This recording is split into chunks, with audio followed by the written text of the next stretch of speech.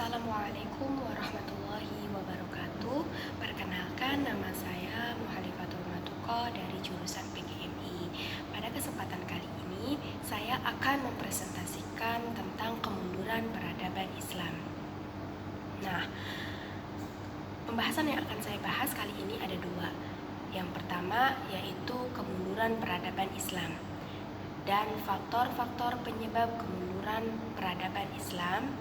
Nah, kemunduran yang dimaksud ialah kemerosotan umat Islam selepas kemajuan peradaban Muslim pada abad pertengahan atau era klasik. Semenjak periode kedua era klasik, benih-benih penyebab kemunduran umat Islam pada abad pertengahan telah tampak. Faktor kemunduran Islam pada era itulah yang menjadi salah satu fokus perhatian Ibnu Khaldun pada tahun 1332 sampai 1406 Masehi. Sejarah dunia mencatat bahwa pengaruh Islam pernah menduduki posisi penting dalam peradaban global. Istilahnya adalah masa kejayaan Islam atau The Islamic Golden Age yang mendominasi sejak abad ke-8 hingga 13 Masehi.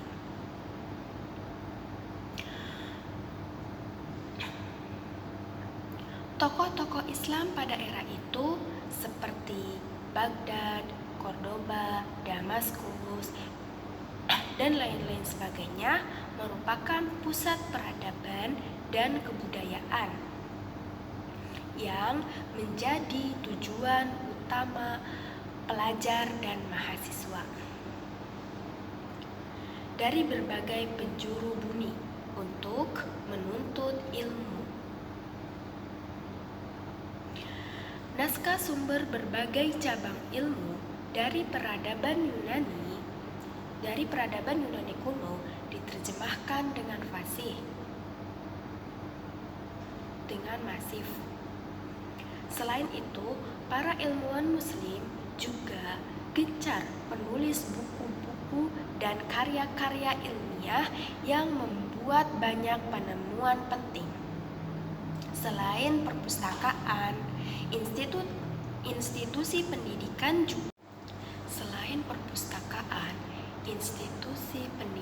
juga tumbuh subur. Bahkan 3 universitas tertua di dunia terdiri pada masa kejayaan Islam yang terus langgeng hingga sekarang.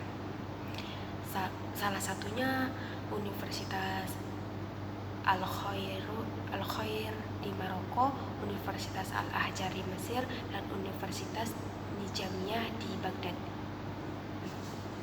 Dalam sejarah, masa kejayaan Islam semenjak era Khalifah Rasyidin hingga Kesultanan Utsmaniyah, muncul tokoh-tokoh Muslim yang amat berpengaruh dan menghasilkan karya atau penemuan di masing-masing bidang keilmuannya.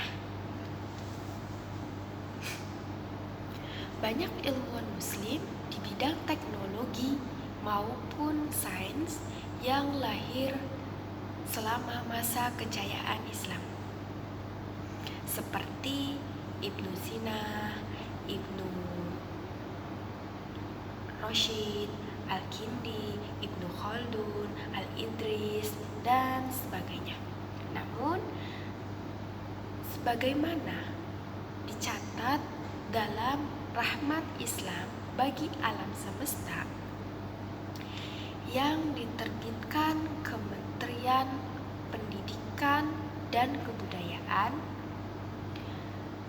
benih-benih kemunduran sudah terlihat sejak fase kedua periode Islam klasik, yaitu pada tahun 1000 sampai sampai 1250 Masehi. Kemunduran drastis kemudian dimulai sejak periode pertengahan bagian pertama, yaitu pada tahun 1250 sampai 1500 Masehi, yang dikenal dengan masa kemunduran 1. Sejak masa itu, peradaban Islam pun dinilai belum bisa kembali mencapai level kemajuan seperti pada abad 9 dan 10 Masehi. Itulah penyebab kemunduran peradaban Islam. Penyebab kemunduran peradaban Islam itu menurut Ibnu Khaldun, faktor penyebab kemunduran peradaban Islam terdapat 2 faktor, yaitu yang pertama faktor internal. Faktor internal ini muncul dari menguatnya materialisme, yaitu kemunduran kegemaran penguasa untuk menerapkan gaya hidup mewah. Sementara itu korupsi, kolusi, nepotisme, dan dekadensi moral tumbuh subur di badan pemerintahan. Sedangkan faktor eksternal muncul karena ketidakpuasan tokoh dan intelektual di negaranya. Akibatnya, mereka yang punya kapabilitas dan integritas pindah ke negara lain yang mengurangi sumber daya manusia terampil di negara Islam. Ibnu Khaldun mengkaitkan faktor penyebab kemunduran peradaban Muslim pada masanya dengan aspek politik, moral, ekonomi, sumber daya, dan bahkan keadilan hukum. Berbagai aspek itu bisa mempengaruhi satu sama lain. Proses kemunduran peradaban dipicu oleh redaksi berantai itu setidaknya dalam 3 generasi atau sekitar lebih dari 1 abad. Dalam analisis Ibnu Khaldun, kemunduran peradaban Islam disebabkan kemerosotan multidimensi yang saling memengaruhi di sektor politik. Dengan demikian, tidak ada faktor kunci yang bisa dianggap sebagai penyebab terpenting kemunduran peradaban. Salah satu contohnya, kemunduran peradaban Islam di Baghdad ketika Kekhalifahan Abbasiyah ditumbangkan pasukan Mongol sulit dianggap sebagai satu-satunya pemicu kemunduran peradaban Islam. Faktanya, setelah Baghdad jatuh ke tangan pasukan Mongol pada tahun 1258 Masehi atau abad ke-13, banyak dinasti-dinasti kesultanan Islam masih berdiri kokoh di Timur Tengah hingga India. Sampai abad ke-14 juga masih bermunculan sejumlah ilmuwan Islam yang disegani, termasuk Ibnu Khaldun.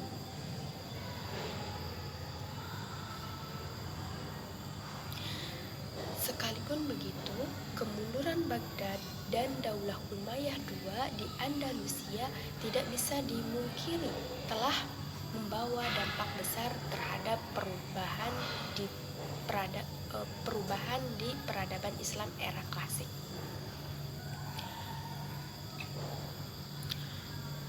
Melalui ulasannya, Umar Chapra menggarisbawahi kesimpulan utama dari kajian Ibnu Khaldun bahwa peradaban Muslim era klasik bukan mundur karena ajaran Islam, melainkan lebih disebabkan oleh kemerosotan kualitas masyarakat.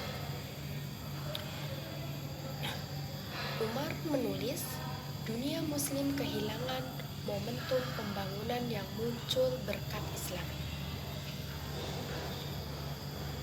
sehingga tidak berhasil mengatasi guncangan eksternal yang dihadapinya.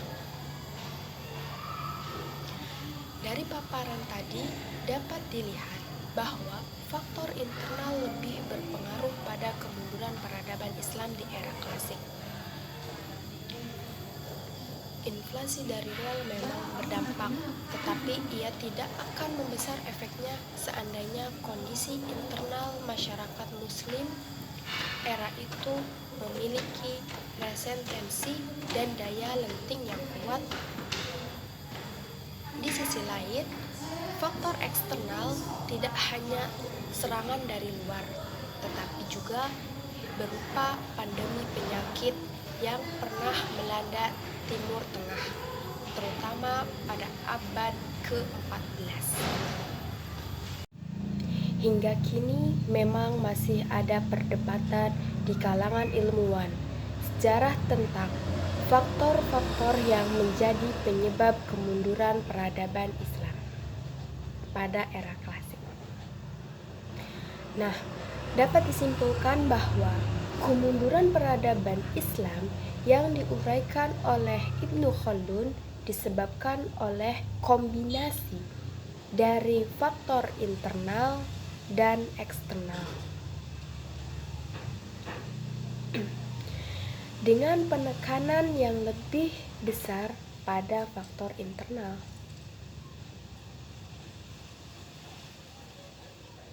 Nah, faktor internal yang pertama itu materialisme, kegemaran penguasa dan elit terhadap gaya hidup mewah yang mengarah pada pengabaian nilai-nilai spiritual dan etis. Korupsi, kolusi, dan nepotisme. Praktik-praktik ini merusak struktur administrasi dan pemerintahan, mengurangi efisiensi dan keadilan. Ada juga dekadensi moral. Apa itu dekadensi moral?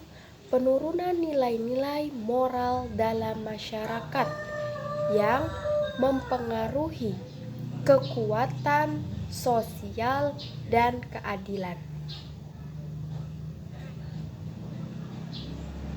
Nah, itu merupakan faktor internal. Dan faktor eksternal yaitu migransi intelektual, ketidakpuasan di kalangan tokoh dan intelektual yang menyebabkan mereka pindah ke negara lain. Mengurangi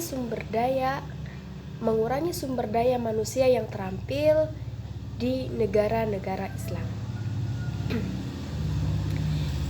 Invasi dan penaklukan, yaitu serangan dari kekuatan luar seperti invasi Mongol yang memiliki dampak signifikasi namun tidak sebanding dengan kelemahan.